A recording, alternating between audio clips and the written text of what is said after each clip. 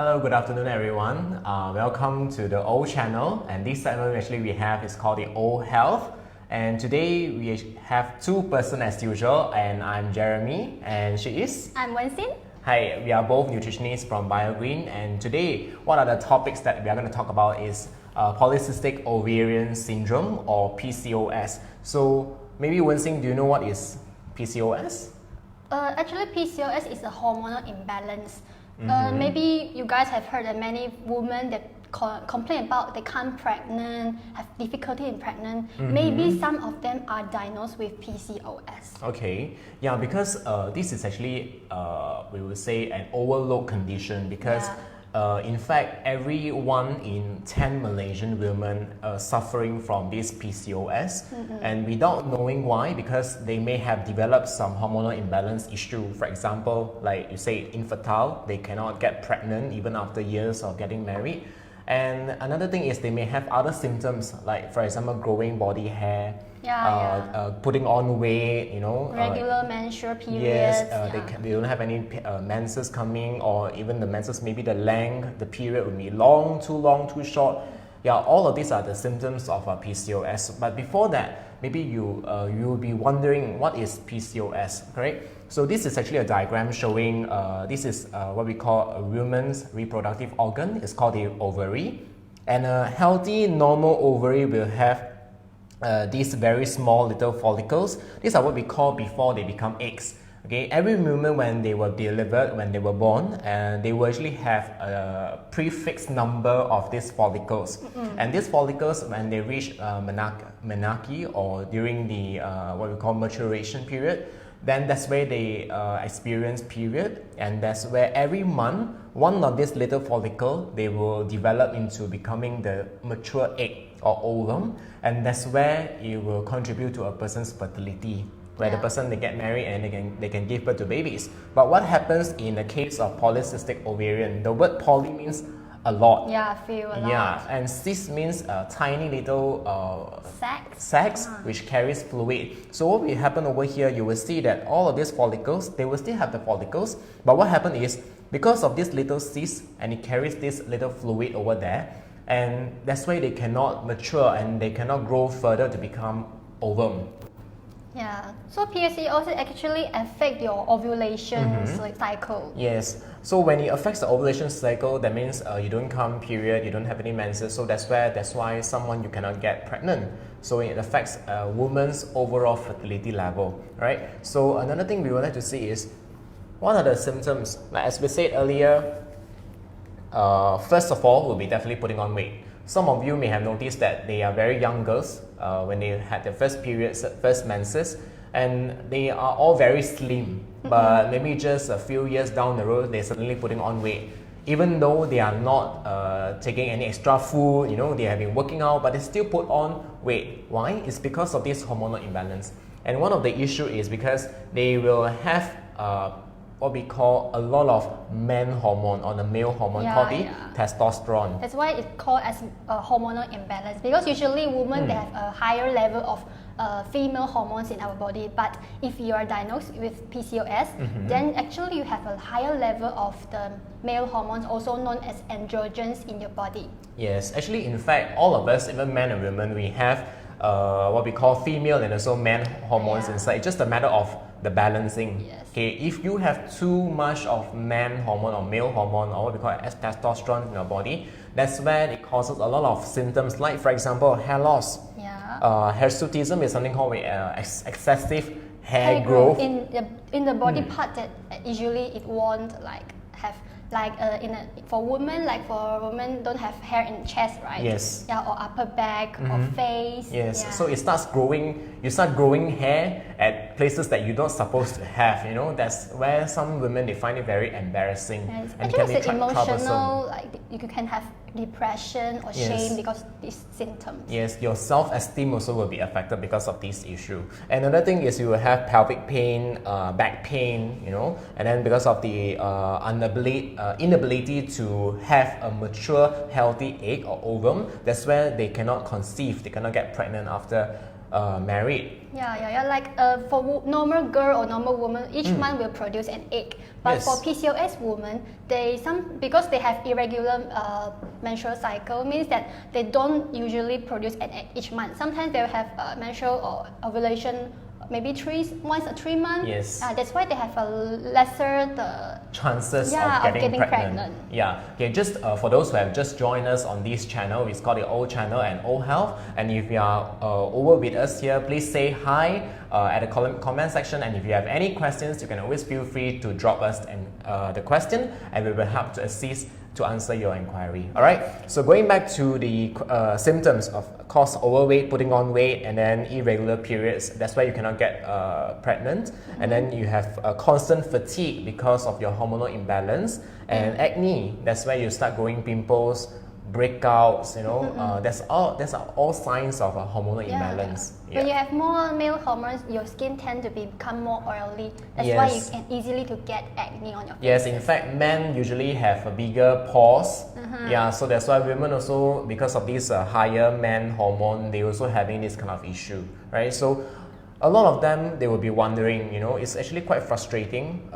It affects a lot of your emotional issues. Yes, so indeed. what can we do to actually prevent or to minimize or manage this PCOS, right? So these are the steps that we can see. Of course, what are the reasons of this PCOS? It's very much unknown. Okay, most of the time it relates to family. If your family having this issue, or it runs in the genes. Yeah, right? like your auntie, your mother, your sister Yes. have this issue, then maybe you can be one of them. Yes, that's what we call as first degree relative, like your direct, like sisters or even your parents. If they have this issue, then you run into higher risk of having PCOS. And another thing is, what is the cause of this PCOS? Is in fact, it's because of this higher insulin in the body. When you have too much insulin, but you cannot work, your insulin cannot work. For example, insulin is a hormone that helps to digest the carbohydrates, digest the fats, and converts all the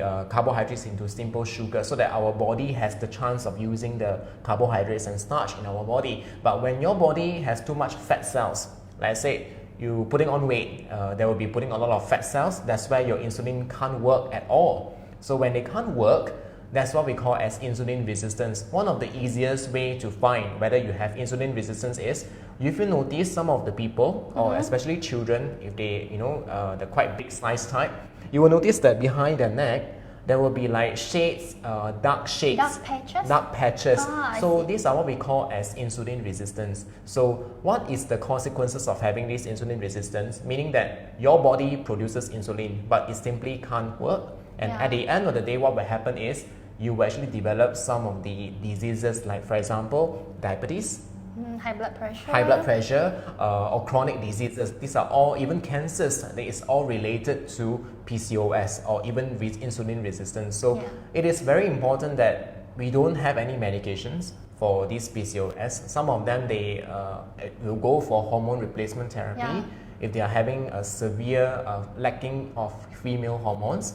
Other than that, normally we will recommend or advise these ladies to actually go for dietary changes and your lifestyle changes. Even you go to see a physician, maybe they can only give you some birth control pills, the drugs, and these pills and drugs usually brought a lot of side effects. Yeah. So why not start from changing your diet and exercise? Yes, true. And what are the chances, or what are the things that we can do to change in our diet? First of all is, of course, we always go for foods that can help to reduce inflammation. Because when your body is very high in sugar level, yet your body can't use the sugar, that's where you will need some anti-inflammatory foods. For example, like omega-3. Yeah, and also vitamin those A, high C, E. antioxidants foods Yes. like fruits, Yes. vegetables, and like purple sweet potatoes. Yes. Yeah, these are high in antioxidants, Yes. which have anti-inflammatory effect. Yes, as we know, like vitamin A, C, E, you will be familiar, like in carrots, pumpkin. Vitamin C will be guava, oranges, any citrus fruits. Vitamin E will be like seeds, nuts, like sesame seed, almond. All of these, they are very high in vitamin A, C, and E. And on top of that, as what Wencinda mentioned earlier, also we have, like for example, purple sweet potato or purple cabbage. Anything that is purple in color, but not artificial purple color. All right. So these are all very high in anthocyanins that can actually help to reduce the oxidation or inflammation in our body, which can actually help to improve your overall health. If you have constantly high inflammation, that's where you actually have fatigue. You're constantly feeling tired. All right. Yeah, yeah. And another thing is what we call as low glycemic index. What is this low GI diet? Actually, GI or glycemic index is a ranking for a carbohydrate food when you eat in your body, how fast it can be metabolized and digested and raise your blood sugar level. So this glycemic index actually is a ranking between 0 and 100. 100 is a ranking for glucose. So your food, if have a higher GI value, means that it's closer to glucose. It can create a faster blood glucose raise in your blood. Yes, that for example, I think most of us at home maybe we take white rice, those refined white rice. So refined white rice, because it's we don't have any more the fiber, the vitamins, all the minerals inside. So that's why it's very fast digested. So that's why when you consume, for example, fragrant rice, it's very nice. Everybody likes it. Yeah, everybody likes it to go perfectly with your any meal. But the thing is, if you consume fragrant rice compared to, for example, brown rice or what we call parboiled rice, okay, brown rice and parboiled rice, they are digested at a much slower rate. Yeah. So meaning to say, if I consume a bowl of white rice and I consume a bowl of parboiled rice or brown rice, the sugar level will go up much slower, when I eat the brown rice. So it is actually much better, especially if you have problem with your blood sugar level. All right. And another thing is called the DASH diet. What is this DASH diet? DASH diet actually is a diet that planned for those hypertension patients. And the DASH diet actually is low in sodium, filled with fresh fruits and vegetables, lean protein, and whole grains. Yep. So DASH diet is actually suitable for PCOS syndrome because it's filled with fiber and protein. Yes. So because normally for DASH diet, or what we call dietary approaches to stop hypertension, the full name is as such, it's actually helping you to reduce your overall sodium intake. In other words, it's a salt intake, so that you can actually help to reduce your blood pressure. And another thing is very high in fruits and vegetables. So fruits and vegetables, as we know, is very healthy. So we actually help to reduce the inflammation. So what is meant by one serving of fruits? Maybe some of you may be concerned. Like for example, let's say if I were to take one tomato. Yeah. So we have a fresh tomato over here. Usually this is what we call as one serving of vegetables. So how do we know whether if you are cooking like greens, vegetables, like lettuce, choy-sum, all this type, you just use a tablespoon. Normally one serving of vegetables is about 3 to 4 tablespoons. So that one day we need about 3 servings of vegetables. Since I believe everyone is staying at home now, then you can actually start looking at your portion size and measure how much vegetables you are taking. So normally for vegetables to be 3 servings a day, and one serving is about 3 to 4 tablespoons. So by having enough vegetables, of course the fresh type, not those jerok, ham choy, those preserved type, Filled then with sodium, yes, they will sugar. be all packed in sugar and also the salt, which defeat the purpose. Yeah. So over here we actually encourage to take fresh fruits and vegetables. All right.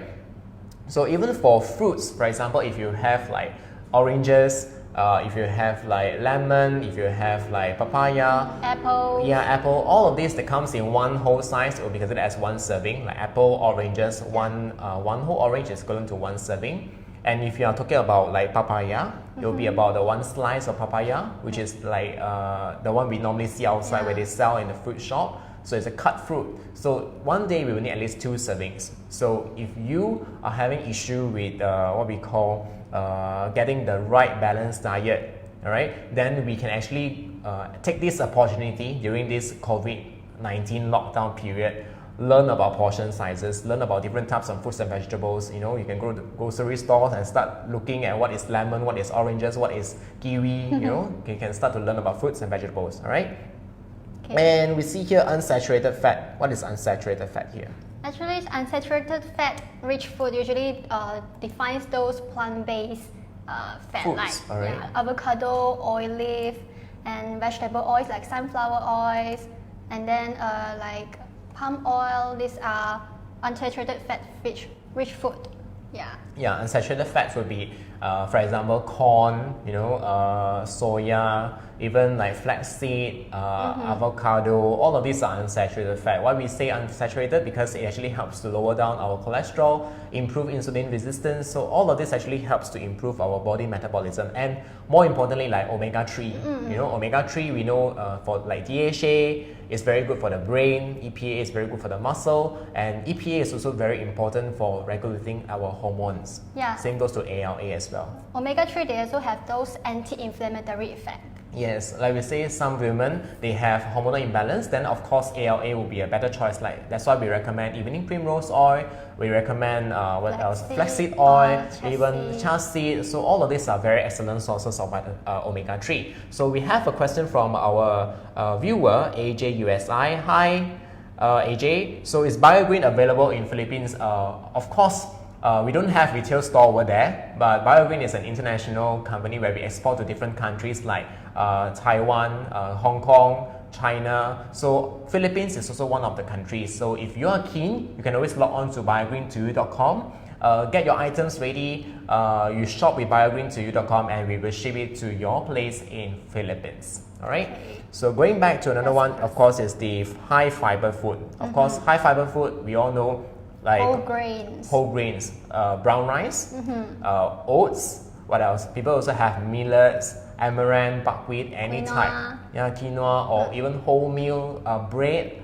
So all of these are the whole grain food choices. So if you have been taking a lot of refined things, like nowadays it's very scary because of the COVID. Everyone has been grabbing those white bread, instant noodles. So these are what we call as refined processed foods. That it's a big no-no, okay, for those with PCOS. Yeah, it will worsen your conditions if you have PCOS. What we call as, it will actually trigger more inflammation in your body. When you have more inflammation in your body, you will have more fat cells, and your fat cells will get excited, and that's where they produce a lot of unhappy hormones. So it will actually not so good for your health. And also refined and processed food, they are usually with high GI. Yes.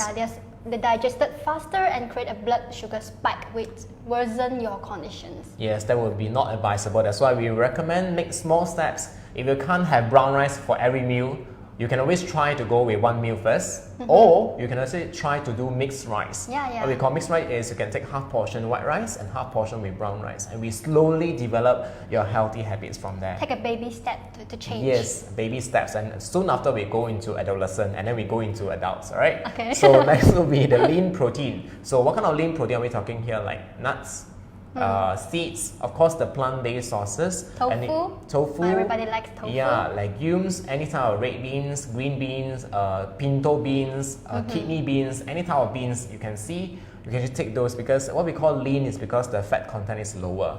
And when you have a lower fat content, especially those trans fat, saturated fat that are not so healthy, then you can actually opt that kind of food. But of course, like if you are taking animal foods, then of course you can go for fish or chicken, rather than like for example meat, like pork or even beef, which are very high in cholesterol and also they're high saturated fat. Like you are choosing chicken, choose for chicken breast, yes, lower fat. Yes, of and course. one more thing about lean protein food is that they are low in calorie and they are very filling. So because most of the PCOS women, they are overweight or obese, like 15% of them are. Yes. So if you are choosing incorporating lean protein food in your diet, you can eat a lower amount of carbohydrates, especially those refined and processed carbohydrates, and then you can feel full at the same time. Yes, of course. Most of the time when we meet patients in the clinic, we actually recommend them to have low calorie diet. Low calorie meaning, for example, how much rice can I take? You know, some people think, oh, so pathetic, I cannot even take rice. You can actually take rice, but the rule of thumb is you just look at your fist size. So this is the amount of carbohydrate or starchy foods that you can take. For example, rice, noodles, bread, any type of noodles is about this size of your fist. So this is your portion for one meal. Right? Then that's where you get enough carbohydrates, but you don't deprive your body from vitamin B.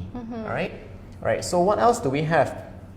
Of course, refined carbohydrates, processed foods, even things like pizzas, frozen foods, all those are packed with preservatives. So these are the sausages, sausages, ham, bacon. So all of these are what we call not so healthy alternative or Yeah. meat alternative. So if you have PCOS, make sure you do not take these foods. You know, you have to replace them with a healthier version. And also avoid saturated and trans fat, like trans fat, which usually found in margarine and also in baked products when they use margarine, because trans fat is found to trigger the inflammation process. Yes. So what are the things with trans fat? Almost all the processed foods, or if you look into the food ingredients or the what we call ingredient list or the label, you will notice the word called hydrogenated. So hydrogenated is the one that gives you the source of trans fat.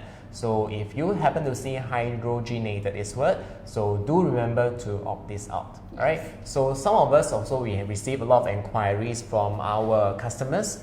What are the foods that can actually help, or biogreen products that can actually help to manage their condition? So one of it, what we actually normally recommend, as we mentioned, is omega-3. So omega-3 over here would be, for example, we have the Flaxseed oil, we have 3 types. yes, so we actually have 3 types of oil. For example, we have the golden flaxseed oil, we have the pink lady pink plus flaxseed oil, and we have the pink lady pink balance nutritional oil. So if you happen to have this kind of issue, normally recommend you can take omega-3. So this is actually very pure, very what we call authentic source of omega-3. Yes.